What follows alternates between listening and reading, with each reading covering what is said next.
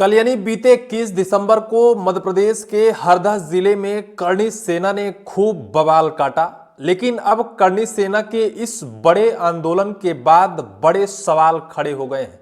सवाल यह है कि क्या करणी सेना का उद्देश्य सिर्फ और सिर्फ पुलिस के द्वारा की गई लाठीचार्ज का बदला लेना था? क्या करणी सेना 21 सूत्रीय मांग को आगे कर और सिर्फ अपने ऊपर हुए लाठीचार्ज का पुलिस प्रशासन से बदला लेने के लिए इतना बड़ा ऐतिहासिक आंदोलन किया था? सवाल यह भी खड़ा हो रहा है कि 21 सूत्रीय मांग थी अगर, तो पुलिस प्रशासन ने सिर्फ या फिर हरदा जिले का प्रशासन ने सिर्फ एक ही मांग को पूरा किया और एक ही मांग को पूरा करने पर करणी सेना ने अपने बड़े आंदोलन को समाप्त क्यों कर दिया? अब सवाल खड़े हो रहे हैं। दरअसल कल यानी 21 दिसंबर को करणी सेना ने बड़े आंदोलन का आगाज किया था। यह आंदोलन की तैयारी बीते 10 दिनों से मध्य प्रदेश में की जा रही थी। मध्य प्रदेश के करणी सेना ही नहीं, राजस्थान और उत्तर प्रदेश के करणी सैनिक मध्य प्रदेश में आकर बड़े आंदोलन में शामिल हुए थे। उस आंदोलन का सबसे प्रमुख मुद्दा था 21 सूत्रीय मांग और उस 21 सूत्रीय मांग को लेकर करणी सेना मध्य प्रदेश के हरदा जिले के नेहरू स्टेडियम में बड़े आंदोलन की शुरुआत की थी। उस आंदोलन की शुरुआत से पहले करणी सैनिकों के लिए रहने खाने की व्यवस्था की गई थी।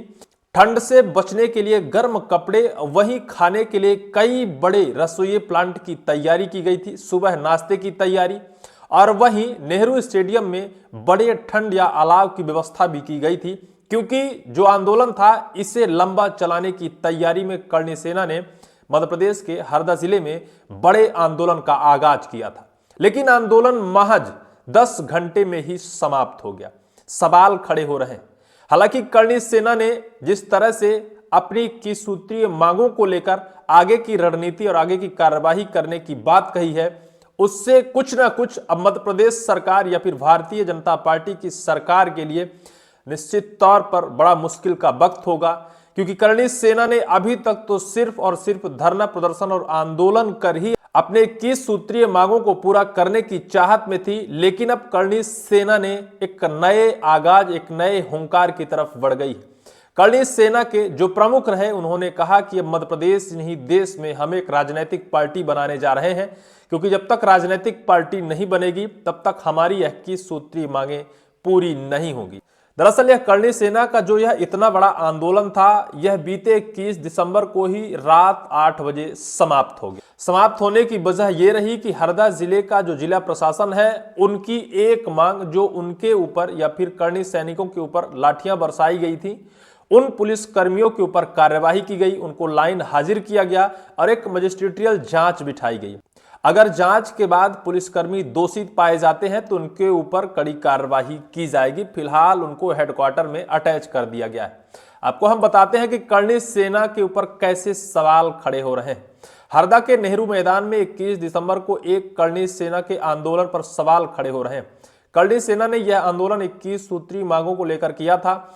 इसमें प्रदेश भर से करीब 20,000 से ज्यादा लोग शामिल हुए। करणी सेना ने दावा किया था कि ये मांगे सभी समाज के लोगों की है, लेकिन 11 घंटे तक चले यह आंदोलन केवल एक मांग पूरा होने के बाद ही खत्म हो गया। दरअसल इस साल जुलाई के महीने में हरदा पुलिस ने आंदोलन कर रहे करणी सेना के पदाधिकारियों के खिलाफ लाठीचार्ज किया था और उनकी गिरफ्तारी की थी। इसमें करणी सेना परिवार संगठन प्रमुख जीवन सिंह शेरपुर भी शामिल थे। उसी वक्त से करणी सेना दोषी पुलिस कर्मियों के खिलाफ कार्रवाई की मांग कर रही थी।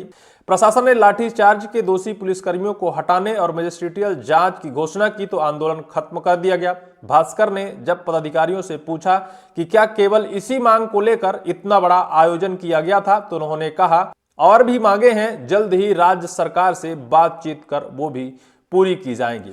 सुबह 7 बजे करणी सैनिक स्टेडियम में इकट्ठा होने लगे। करीब 11 बजे जीवन सिंह शेरपुर ने बाकी नेता हरदा पहुंचे और आमरण अनशन शुरू हुआ। जीवन सिंह शेरपुर ने प्रशासन को दोपहर 3 बजे तक डेडलाइन दी और कहा कि यदि मांगे नहीं मानी गई तो आंदोलन चलता रहेगा। इस दौरान भास्कर से बातचीत में शेरपुर ने सभी 21 सूत्री मांगों का जिक्र करते हुए कहा कि सरकार को हमारे पास आकर हमारी बातों को समझना चाहिए। यह आंदोलन किसी एक जाति विशेष का आंदोलन नहीं बल्कि सभी समाज का आंदोलन है। वहीं जो करणी सैनिक के पूर्व संगठन महामंत्री रहे वो सरकार को धोखा देने का आरोप लगाया है। उन्होंने क्या कहा है सुनिए। करणी सेना के पूर्व संगठन मंत्री शैलेंद्र सिंह झाला ने कहा कि 2 साल पहले 8 जनवरी 2023 को भोपाल के जम्बूरी मैदान में करणी सेवा परिवार ने मिलकर आंदोलन किया था। जीवन सिंह शेरपुर के साथ 7 लोग अनशन पर बैठे थे।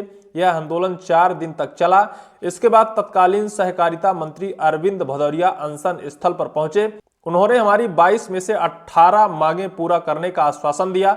सरकार ने हमारी 18 सूत्री मांगों को पूरा करने के लिए 3 सदस्यीय कमेटी बनाई थी। इस कमेटी में सामान्य प्रशासन विभाग के तत्कालीन एसीएस को अध्यक्ष बनाया गया।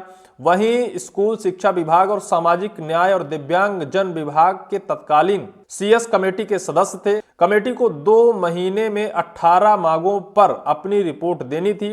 कमेटी ने 2 बैठक की। इसके बाद सरकार अपनी मांगों से पलट गई।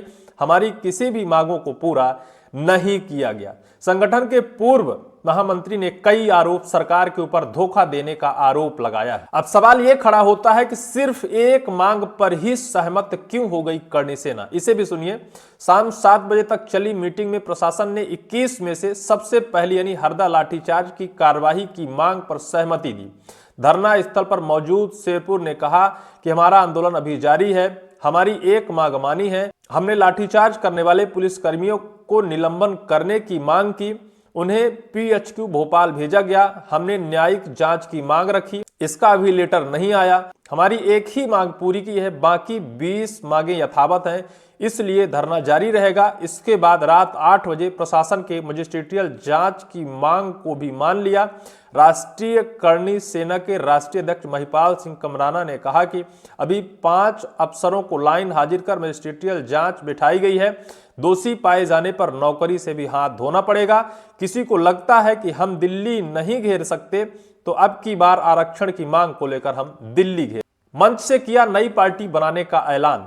क्योंकि करणी सेना को भरोसा विश्वास है कि सरकार इनकी मांगों को पूरा नहीं करेगी, इस वजह से इन्हें नई पार्टी तैयार करनी होगी।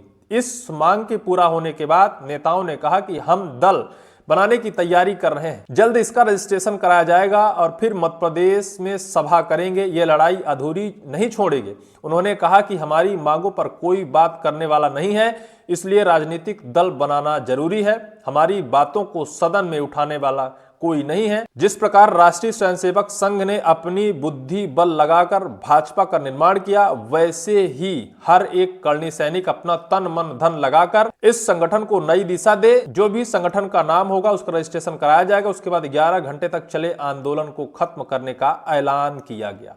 ये रहा पूरा करणी सेना का आंदोलन। और करणी सेना का प्रमुख आने वाले जो समय में जो कुछ किया जाएगा वो बात भी करणी सेना ने रखी। करणी सेना ने पार्टी बनाने की तैयारी शुरू कर दी है।